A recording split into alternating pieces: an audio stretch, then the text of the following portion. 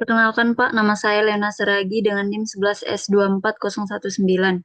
Pada kesempatan ini saya akan mempresentasikan analisis dari kode tugas Spring 4. Di sini terdapat dua file Java yang dimodifikasi, yaitu yang pertama ada home controller.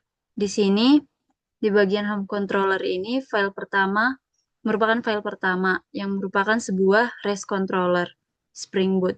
Sederhananya, kelas ini bertugas untuk menerima permintaan dari web atau HTTP request dan memberikan jawaban. Di dalam kelas ini ada 6 alamat atau endpoint yang didefinisikan untuk menangani berbagai fungsi, mulai dari sapaan sederhana hingga pemrosesan data yang kompleks. Di sini ditangani 6 request HTTP. Ada hello, informasi NIM, perolehan nilai, perbedaan, dan tugas praktikum 1. Selanjutnya ada endpoint sederhana yang merupakan informasi NIM. Dua endpoint pertama adalah yang paling dasar. Yang pertama ada alamat root atau slash yang hanya akan mengembalikan pesan selamat datang statis. Alamat hello ini sedikit lebih dinamis karena akan mengambil nama dari URL atau link dan menggunakannya untuk memberi sapaan yang dipersonalisasi. Misalnya, hello Budi akan dijawab dengan hello, Budi. Selanjutnya, ada endpoint logika. Di sini ada informasi NIM. Endpoint informasi NIM ini menerima nomor induk mahasiswa atau NIM-nya sebagai parameter. Logika di dalamnya pertama-tama memvalidasi apakah panjang NIM-nya sudah benar.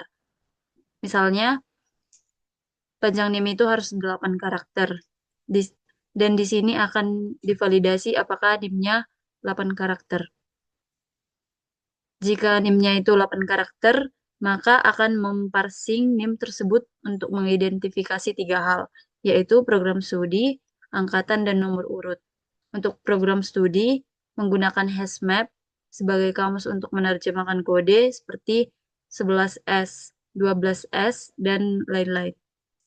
11S sebagai sarjana informatika, dan yang lainnya. Selanjutnya, hasilnya dikembalikan sebagai teks informasi. Lalu di sini ada endpoint perolehan nilai. Endpoint ini digunakan untuk menghitung nilai akhir mata kuliah. Endpoint ini menerima input yang cukup kompleks, yaitu sebuah string base 64. Kenapa base 64? Kemungkinan untuk membungkus data multibaris menjadi satu string. Setelah didekode, 6 baris pertama data adalah bobot untuk tiap komponen nilai, seperti partisipatif, tugas, TS, dan UAS. Kode ini akan memvalidasi apakah total bobotnya itu 100%. Kalau total bobotnya itu 100%, maka akan diproses sisa datanya.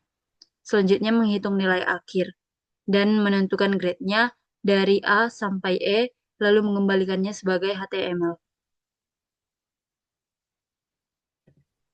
Selanjutnya di sini ada endpoint logika perbedaan L yang yang juga merupakan untuk menerima input base 64 yang berisi sebuah matriks persegi. Logikanya endpoint ini menghitung jumlah angka yang membentuk pola huruf L di matriks, yaitu kolom pertama ditambah baris terakhir, lalu menghitung kebalikan L, kolom terakhir ditambah baris pertama. Dan juga mencari nilai tengah matriks, hasilnya itu merupakan perbandingan dari nilai-nilai ini. Selanjutnya, ada endpoint logika, yaitu di tugas praktikum yang pertama, Endpoint yang terakhir ini menerima daftar angka yang juga dalam base 64, yang fungsinya adalah melakukan analisis statistik sederhana terhadap daftar. Lalu kode itu akan mencari nilai tertinggi, terendah, nilai yang paling sering muncul atau terbanyak, dan yang paling jarang muncul atau tersedikit. Selanjutnya di sini ada pengujian yang filenya itu home controller unit test. Home controller test ini merupakan file keduanya yang merupakan jaring pengaman untuk home controller tadi. Tujuannya untuk menguji setiap endpoint yang kita bahas tadi menggunakan framework unit 5. Anotasi tes menandai sebuah metode sebagai tes dan display name memberikan deskripsi yang mudah dibaca tentang apa yang sedang diuji. Lalu ada pola pengujian. Di sini di setiap tes di file ini mengikuti pola standar yang disebut Arrange, Act, Assert atau AAA. Arrange ini merupakan tahapan persiapannya. Misalnya, jika kita siapkan data input dengan NIM 11S24019 dan kita siapkan juga jawaban yang benar atau expect output. Selanjutnya, act ini merupakan tahapan eksekusi. Kita panggil metode yang ingin kita uji dengan data input yang tadi.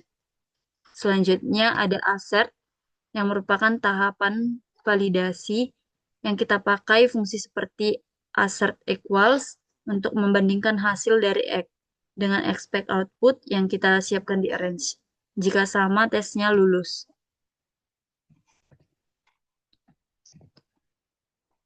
Sebelumnya ada cakupan tes ini sangat luas pengujiannya, tidak hanya menguji skenario sukses, tapi juga skenario gagal. Contohnya untuk informasi NIM, kode itu menguji semua prodi yang valid, tapi juga menguji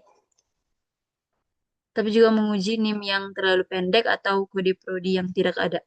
Untuk perolehan nilai, juga menguji semua kemungkinan grade dari A sampai E, dan juga menguji apa yang terjadi jika total bobotnya salah.